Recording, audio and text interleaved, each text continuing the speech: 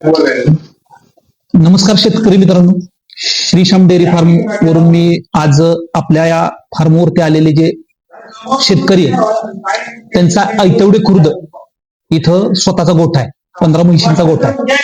ते गेले 2 वर्ष 3 वर्ष झालं ह्या व्यवसायामध्ये आहे. जातीवंत जिंदवून मुरा म्हशी खरेदी करतात आणि स्वतःच्या गोठ्यावरती त्यांचं संगोपन करतात. मी बऱ्याच व्हिडिओमध्ये तुम्हाला सांगितलंय की जातीवंत म्हैस कशासाठी खरेदी करायला पाहिजे आणि तिचं दूध कसं मिळतं आपल्याला, आणि त्या पद्धतीने त्या क्वालिटीची म्हैस खरेदी करताना काय काय करावं लागतं हे आज आपण त्यांच्याकडनं जाणून घेणार आहे. नमस्ते साहेब. नमस्कार. तुमचं नाव सांगा आमच्या प्रेक्षकांना. माझं नाव धनराज बाळासाहेब पाटील. आपला ऐतवडे खुर्दमध्ये धनंजय डेअरी फार्म या नावानं एक मुरा म्हशींचा आपला गोठा आहे. ओके. आणि गेले 1.5 वर्ष झाला आपण तो गोठा चालवतोय. नवीनच आपण आहे ह्याच्यात. ओके. आणि त्या संदर्भात आपण हरियाणा जिंदवरून खरेदी केली होती एक 1.5 वर्षापूर्वी. नंतर लोकल मधून पण आपण 2-3 ठिकाणाहून म्हैस खरेदी केलेली आहे. सगळ्या म्हशीच आहेत आपल्याकडे टोटल. तुम्ही म्हैस खरेदी करताना काय बघता? बेसिकली सुरुवात जी आहे म्हैस खरेदी करताना तिचं वेत, म्हणजे शक्यतो पहिल्या, दुसऱ्या किंवा तिसऱ्या वेताची असावी. जे त्याच्या सडातलं जे अंतर आहे, तिची जी स्किन आहे, थोडक्यात जे ज्याला म्हणतात की एकदम पातळ जी कातडी असते जी, त्याची ह्या सगळ्या बेसिक गोष्टी आहेत. त्याचे जे आडर जे कास जी आहे त्याची ती एक मोठ्या स्वरूपात पाहिजे. आणि सगळ्यात महत्वाचं म्हणजे दूध, ते कासेतून येणारं जे दूध आहे ते काय पॉवरने येतं, काय प्रेशरने येतं, याच्यावर पण भरपूर गोष्टी असतात. आणि त्या म्हणजे बेसिकली ह्या गोष्टी बघून आपण म्हैस खरेदी करतो. सर्वसाधारणपणे आपला शेतकरी, दूध उत्पादक शेतकरी जो आहे, 1 म्हैस किंवा 2 म्हैस पाळत असतो, किंवा त्याच्यापेक्षाही पण जास्त म्हैसी असणाऱ्या गोठ्या आपल्याकडे आहेत. बरोबर. पण शेतकऱ्याची मानसिकता 1 लाख रुपयाच्या पुढची म्हैस घ्यायची नाही. तुम्ही आता सर्वसाधारणपणे किती रेंजच्या म्हैसी खरेदी करता? नाही, बेसिकली बरोबर आहे, शेतकरी आपला म्हणतोय तो कमीतला आहे, पण ऍक्च्युली शेतकऱ्यांना हा विचार केला पाहिजे की त्या म्हशीपासून जे आपल्याला दूध मिळणार आहे ते कितपत मिळणार आहे.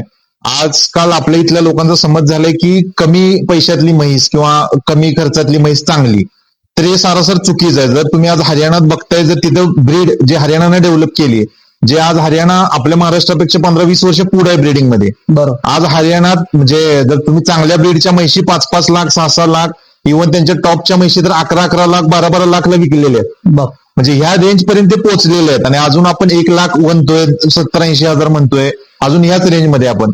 त्या म्हशीची किंमत एवढी आहे कारण की त्याचे जे कॅरेक्टरिस्टिक्स आहेत किंवा जे ब्रीड आहे त्याचं जे मेन मिल्किंग कॅपॅसिटी आहे, जी जास्त काळ दूध देते, जास्त लॉंग टर्म दूध देते. कारण की अल्टिमेटली या सगळ्यात बिझनेसचा जो टर्न ओव्हर आहे किंवा सगळं ती म्हैस किती दूध देते याच्यावरती आहे.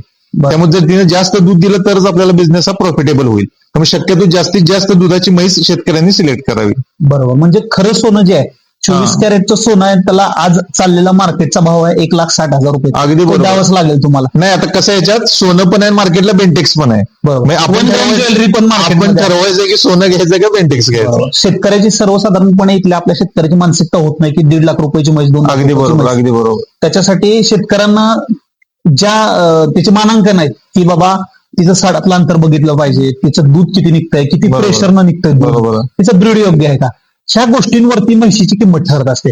आणि ती लॉंग टर्म चालण्यासाठी तुम्हाला 5 वेत जरी तुम्हाला चांगली दिली आणि ते तुमचं दूध आणि पैसे आणि तुम्हाला मिळणारे पैसे, तर दोन्हीचं गणित बसतं. आणि उत्पादन चांगलं मिळाल्यामुळं दूध व्यवसाय हा फायद्याचा ठरतो. आम्ही गेले 15-20 दिवस झालं आमचे जे लॉट येतात शेतकऱ्यांचे, आम्ही शेतकऱ्यांना समजवतो की ब्रीड का महत्वाचं आहे, आणि मग त्या ब्रीडला त्या क्वालिटीचे पैसे द्यावे लागतात आपल्याला. मग तुमचं काय सांगणं आहे शेतकऱ्यांना की म्हैस कशा पद्धतीची घेतली पाहिजे? नाही, 100% म्हैसची घेताना तुम्ही चांगल्या ब्रीडचीच घ्या. जर तुम्हाला सध्या जरी तिला जास्त पैसे द्यायला लागले तर नक्कीच द्या, पण एक चांगल्या ब्रीडचे. तुम्ही 4 जनावर सांभाळण्यापेक्षा 1 जनावर सांभाळा, पण ते त्या क्वालिटीचं सांभाळा की जेणेकरून त्याच्यावर तुम्ही ब्रीडिंगवर सुद्धा काम करू शकता. त्याला चांगल्या सेक्स सॉर्टेड सिमेंट्स असतील ते वापरू शकता. त्याची येणारी पुढची जनरेशन आहे ती तुम्ही अजून चांगली तयार करू शकता. पण हरियाणानं तेच काम केलं, जे ब्रीडिंगवर काम ज्याला म्हणतो. आज आपण सगळेजण हरियाणात का जातोय, कारण ब्रीडिंगचं काम हे त्यांनी 20 वर्षापूर्वी केलंय, म्हणून आज तिथे लोक म्हशी घ्यायला जातात. उद्या महाराष्ट्राला जर तसं करायचं असेल तर आपल्याला आत्तापासून काम करावं लागेल ब्रीडिंगवर, तर पुढच्या येणाऱ्या 20 वर्षात लोक महाराष्ट्रात पण म्हशी घ्यायला येत. साहेबांनी खूप चांगली माहिती दिली. आपल्याकडं ह्या श्रीश्याम डेअरी फार्मवरती अजून एक चांगलं व्यक्तिमत्व आपल्या इकडे आलंय.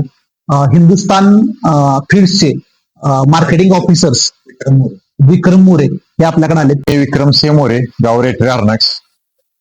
माझा आता ह्या फार्मवर एक व्हिजिट झाली म्हणा, थोडक्यात तुमच्या फार्मला भेट दिली, तर माझं असं सांगणं आहे आपल्या परिसरातील सर्व शेतकऱ्यांना की आपण चांगलं ब्रीड तयार करावं. चांगलं ब्रीड आपल्या इथं उपलब्ध नाही. हरियाणा महाराष्ट्रापेक्षा खूप पुढे आहे, जवळजवळ 5-10 वर्षांनी आपल्यापेक्षा पुढे आहे. तर तिथं चांगलं ब्रीड आहे. आपल्या भागात दादांनी इथं ब्रीड उपलब्ध करून दिले, तर ते ब्रीड जोपासावं, घ्यावं. आणि चांगल्या ब्रीडला चांगलेच पैसे द्यावे लागतात. आणि चांगल्या ब्रीड जादा पैशानं जर घेतलं तर शेतकऱ्यांनी दुःख वाटू नये, कारण त्याच्यापासून चांगली पैदास तयार होणार आहे. आणि अशी चांगली पैदास आपल्या गोठ्यावरती तयार झाली तर अधिक उत्पन्न होणार आहे. आणि काही गोटे हलकी जनावर पाळल्यामुळं त्यांचा जनावरांचा खर्च भागत नाही, त्यामुळे गोठे मोडकळीत निघालेत. तर असं न करता शेतकऱ्यांनी त्यामध्ये नाविन्य आणावं, चांगलं ब्रीड डेव्हलप करावं आणि त्याच्यापासून चांगला अधिक नफा आपल्याला मिळेल. आणि आपल्या इथं हा ऍड्रेस कुंडल, हा आपला ऍड्रेस जो आहे तो किर्लोस्करवाडी, तालुका पलूस, जिल्हा सांगली या ठिकाणी पुंदी रोडला रेल्वेचा नवीन जो पूल झालेला आहे, फ्लायओव्हरच्या खाली आल्यानंतरच डाव्या बाजूला आपला गोठा, आतमध्ये थोडासा 100 मीटर अंतरावरती आहे. आता हिंदुस्थानच्या साहेबांनी पण सांगितलं, मोरे साहेबांनी, की ब्रीड का महत्वाचं असते. तर आम्ही सगळ्यात महत्वाचं जे समजतोय ते ब्रीड आहे. त्या ब्रीडवरच्या क्वालिटीवरतीच तुम्हाला म्हैस दूध देणार आहे. मग त्याच्यामध्ये तुम्ही चॉईस करायची पहिल्या व्यताची, दुसऱ्या व्यताची, मग ती लॉंग टर्म तुम्हाला दूध कशी देईल. तर आमच्या या श्रीश्याम डेअरी फार्मवरती 2 मातब्बर लोकांनी आमच्या इथं व्हिजिट केली, त्याबद्दल आम्ही त्यांचे आभार मानतो. आणि तुम्हाला सांगतोय की तुम्ही उत्तम क्वालिटीच्या म्हशी जर खरेदी करायच्या असतील तर आम्ही व्हिडिओवरती नेहमी नंबर देत असतो, त्या नंबरवरती संपर्क करा आणि आमच्या श्रीश्याम डेअरी फार्मला व्हिजिट करून दुधाची खात्री करा, ब्रीडची खात्री करा, जनावरांची ठेवण कशी आहे, तिथे कासेची ठेवण कशी आहे, त्या सगळ्या गोष्टी चेक करा आणि मगच म्हैस खात्रीशीर घेऊन जावा. धन्यवाद.